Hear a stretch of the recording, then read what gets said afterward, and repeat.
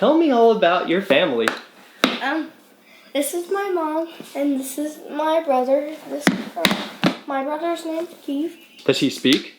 No, he does not speak because he's missing a part of his brain. Mm-hmm. So sometimes when we feed him something, he may get hungry again, but that is okay. So Keith, obviously completely nonverbal, but he lets us know. He knows exactly what he wants, but when he wants it. He can sometimes be a little bit bullyish, but always quick to give you a hug as soon as he's done having his outburst, which, you know, anybody would get frustrated if they can't articulate how they feel and what they want. Welcome to SBSK. We believe that everybody has a story that's worthy of being heard. When we listen to one another, the world becomes a closer place, and we all benefit together. So without hesitation, let's meet today's friend. What do you want people to know about Keith? That I think Keith is just like any other preteen, teenage kid. How old is he? He's 12. He'll be 13 in October. And people see him get frustrated or screaming, and I just think back to when, you know, I was a teen. I got frustrated, but I was able to be defiant and loud and, you know, tell them what I wanted, and if it was acceptable, then it was acceptable. And so I think a lot of people steer clear when they see him getting upset. Hey, Keith. Let's pay attention just for a minute. Can you see? Hi. It's nice to meet you, Keith. Hugs? Thank you for giving me a hug. Okay. Yes, we can turn this off just for a moment. Let's see what happens here. If I want to create an environment where Keith knows that he's appreciated and respected, what should I do? With Keith, like I said, he likes his head rubbed. Like, to acknowledge him, just he likes his knees squeezed, like things like that. He knows that you see him. Does the phone soothe him? Would he be able to sit still without it? For short bursts of time, he is constantly moving. But for short periods of time, he'll just sit and relax. But it's not frequent. Keith is always on the move. Yeah. Always on the move. The only time he's really still is when he's asleep. Even watching movies, he jumps, and it sounds like he's going to come through the ceiling. So he's got a trampoline in his room to kind of take it off the floor a little bit. But he does like to run, especially outside. He will take off, and he's pretty fast. Come here, buddy. It's a lot of that all day. He has a lot of hand flapping? Lots of, not actually the flapping, but pounding of the hands for sure. Hands on his head, on his mouth. Could you tell me all of Keith's diagnoses? Sure. He has agenesis of the corpus callosum. What does that mean? He's missing a part of the bundle of nerves that go down between the left and right side of the hemisphere of the brain. He doesn't have the same transmissions going through. He also has a chromosome 2 deletion, which it's hard for me to actually figure out. It's hard to figure out what causes what with him because okay, buddy. Initially, when we were first noticed, because he had speech until about 2.5, and then started going away and away. So we had early intervention come in, and they, first off the bat, autism diagnosis. And as we were getting more services through them, I had a fantastic PT come in, and she looked at me and she said, "This isn't autism." And nobody had said anything other than that to me till that point. So we went to a neurologist, and sure enough, I'm so sorry. We were sent over there, and we did scans, and he was missing part of his brain. And it wasn't, I've never heard of it before. It was all very new and scary when it was going on. And then, of course, with that, we dug deeper because everyone wants to find out what's going on here and there. And it just seemed like every time we dug deeper, it was something else. So he's missing the part of the brain, chromosome 2 deletion. Correct. What else? And then epilepsy and OS. How old was he when you realized part of his brain was missing? Between 3 and 4. Did he show any symptoms as an infant? I think I was in denial for a long time. And then I went through a period when he was very young, maybe he was like 1.5, 2, where I thought it was me because my child didn't want to interact with me. He didn't want to look at me. He would go to corners and play by himself, and I tried to put myself there to play, and it would get me really upset for a long time because I didn't want to see what other people were seeing. So, but that was probably, thinking back to that, it was probably about 1.5, 2, because I remember having that feeling of my child doesn't want anything to do with me. And it had nothing, now looking back, it had nothing to do with me. Did you say that he had speech until 2.5 years old? About, I guess maybe about 2, maybe 2.5. He had a handful of words, and slowly they started disappearing. And honestly, as he was a first-time mom, I didn't necessarily notice it. I thought maybe he was just struggling to get them out. And he had maybe about 6 to 10 words. And they just slowly fell off. And that's when we got the diagnosis for autism. And we didn't blink an eye. That was okay, that's what it is. And then everything went from there. What is your family like? My family is kind of good. Right there, I just heard Keith yell. Is he communicating something? I think so. What is he saying?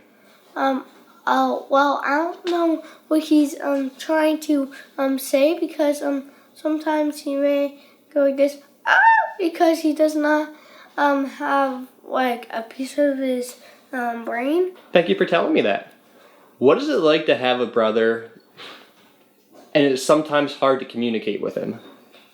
It's still pretty good. In my personal opinion, like when he does get frustrated and lashes out physically, that needs to be stopped, because it's not an okay behavior to do, whether it's to a teacher, me, his brother. How often does he get aggressive? As I said, it's getting more as he's getting older. What do those periods or instances look like? It's definitely when he wants something such as food and he's had enough, and you have to cut him off, because he will just keep going and going until he makes himself sick, and then he will swat at you, hit you, pinch you. He's a big pincher. And we've been working on quiet hands, where we put his hand over hand and hold his hands together. But they never last long. They really don't. But it's getting more difficult as we're getting bigger. If somebody wants to be Keith's friend, what should they do first? They should do what he wants. He likes head rubs, so he might grab a stranger's hand, which has happened at places, and make them start rubbing his head. What is it like to have Keith as a brother? Life is pretty good sometimes. Even when things go wrong, life is still pretty good. Yeah, but how do you like having Keith as a brother? What do you guys do together? We like to swim together. We like to play together. We like to jump on the trampoline together. You told me that Dorian has a potential autism diagnosis, but there's just a long wait list to get diagnosed. Yeah. If you had to put a percentage of how sure you are, what would you estimate? Me? I'm going to say 50-50, because he might just be a really active kid. The only thing that, throws me a little bit was such a long delay in speech. He said... How old was he when he talked? Between 4 and 5. And I thought to myself, I'm going to have the quietest house in the street. But then all of a sudden, we started picking up words, and we've never stopped. So he had no words before 4 or 5? Yeah, I can't even remember him starting off having anything. Like, I can remember with Keith having a few words here, a few words there. But Dorian, I don't recall having much speech at all. What is it like to be you, Dorian? Well, life is good. What's the best thing about it? Well, it's because I have a lot of toys. I have a lot of Hot Wheels sets and cars. I have some Legos I can build. Tell me about the energy level in your house on a typical day. It is high. It is high between Dorian running around and wanting to tell everybody everything, anything he sees, anything. He'll be running from room to room to room to tell everybody the same story, which, it's fine. But then you have Keith jumping and running. And Dorian is at least a little delicate. Like, he goes around things. Keith will plow straight into a chair, straight into a wall. He doesn't necessarily pay attention to his surroundings. Tell me about the level of care Keith requires. Does he need somebody with him 24/7? Keith needs somebody with him 24/7. Keith is incontinent. He's in diapers. He doesn't bathe himself. We do have an aide at school as well as here. We have to watch what he eats because he will overeat. Or the other thing is, he is a child that has choking hazard because he will shove his mouth until there's no room left. And then sometimes he'll also pocket food. So everything from his hygiene, obviously transportation because he's young, but hygiene, medical needs, just making sure he's taken care of is a full-time job. So down the road, I don't think there's going to be a situation, and I hope I'm wrong, but I don't foresee a situation where Keith will be living independently, even in independent care. And again, I hope I'm wrong, but where we're at now, there's just no acknowledgement of safety. He'll run into a street. He'll put his hands on the stove. He eats things right out of the oven if you're not paying attention, and then I'll scald his mouth. So he's just one of those kids that need a lot extra. When he's not at school, who provides this care for him? Well, if he's with me, it's buddy. It's predominantly me, or like I said, my father if I have to go to work. What is it like to be pop to these two boys? Mayhem. Mayhem. And we have a lot of fun. We have a lot of work that we need to do at times, but we have a good time. Right? Yeah. Yep. We do. So you learn all kinds of things. How to adjust your life. I'm very fortunate in that I have a flexible life at this point in terms of obligations and things of that nature. So I can spend the time, with them and doing things with them. Do you live here with them? Yes. We all live here together. And we have a nice balance, really. I mean, I think we're fortunate in that regard. Tell me about Pop. Oh God, Pop. I'm a daddy's girl. I'm gonna put that. I'm a daddy's girl, but he is the absolute cornerstone pillar, the whole foundation of this entire family. He's the kindest, biggest hearted guy you'd want to meet. Loves just about everybody. I always operate on the assumption that whatever conversation that I may be having with them or whatever I may be saying to them, they have the possibility and the potential to understand. Even though I may not be getting the exact response that someone else may give, I make the assumption that something is getting through. You see Mr. Chris? Hey. Hi, Keith. Can we focus a little bit? It's Mr. Chris. Oh, there you go, Huggies. Yeah. Thank you for the hug, Keith. Yeah. Oh, now you said hug. You told me that he loves the cuddle and he's very sweet and affectionate. Yes. It's... His hugs aren't traditional hugs, but we know what they are. He gives them out when he wants to, right? Right. That's what we want to do. There we go. Tell me a little bit about his vocalizations. Is he communicating something to you with that? It's just, hey, I'm here kind of vocalization. He has a very, very high-pitched squeal when he's super excited. There are some that I really don't it almost sounds like he is trying to articulate specific words, but there's no way I could even attempt to decipher because it comes at such random times.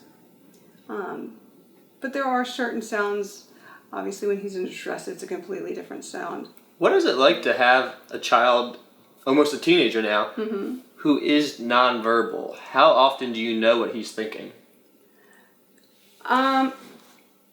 I would say 40% of the time, and a lot of time it is guessing. And I mean, I know him well enough that I know the things he wants. However, although I know what he wants, I can't tell you when he wants it. Unless he's telling me himself physically. I try to put myself in his shoes as much as I can when I look at him, and it drives me crazy because there's times where he is completely exuberant and just giggling.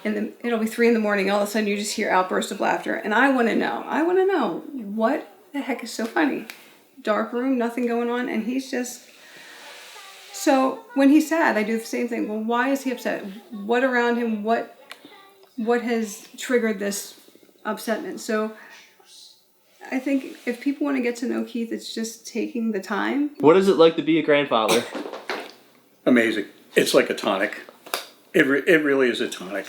And the element that really makes it a tonic is translatable for every single one of them, including Keith, okay, that when you see them move from one position in their life and one set of accomplishments to even the next smallest one, nothing better. Nothing better. You just figure this is the way life is supposed to be. Is there anything society could do to be more inclusive? I would really like more people to encourage their children, their neurotypical children, to go out there and make somebody feel included. And it doesn't have to be somebody with special needs. It could be anybody. A child that's sitting by themselves or looks like they're lonely. Include them. Give them a friend. What's your favorite thing about Keith? Everything. Everything. Like I said, I love that he's cuddly. But I also really do like the fact that he's got such a big personality, that he can be honoring and that he can get across without words what he wants. But also there's times where I know he's looking at me and he's thinking things about his mother.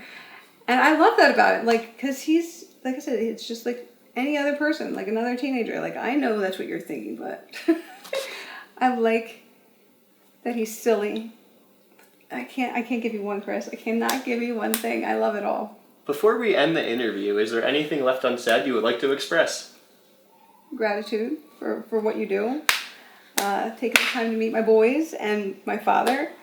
And I really, really appreciate everything. It was my pleasure. I really enjoyed our time together. Thank you so much. Thanks for watching SBSK. Click subscribe here to be part of our community. Then hit the notification bell below so you never miss a story. You can even meet another friend here. See you next time.